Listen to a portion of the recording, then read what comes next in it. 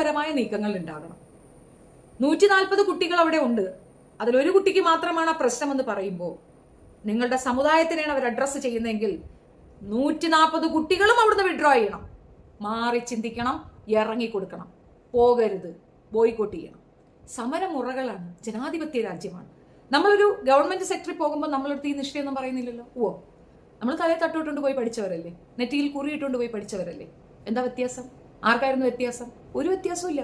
Christmas ആഘോഷിക്കുന്നു, ഓണം ആഘോഷിക്കുന്നു, പെരുന്നാൾ ആഘോഷിക്കുന്നു. എന്താ പ്രശ്നം?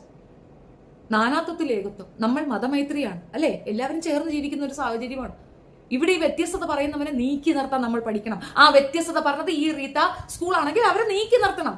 മാറ്റാര് ചെയ്തില്ലെങ്കിൽ നമ്മളത് ചെയ്യണം. ആ 140 മാതാപിതാക്കളും തിരിച്ച് ചിന്തിക്കണം, വിടരുത്, പോകരുത്, കുട്ടികളെ മാറ്റി സ്കൂളിൽ ചേർക്കണം. നിങ്ങളെങ്കിലും ചെയ്യണം. അത് നിങ്ങൾ ഈ സമുദായത്തിനോട് ചെയ്യുന്ന ഏറ്റവും വലിയൊരു മഹത് കാര്യമായിരിക്കും.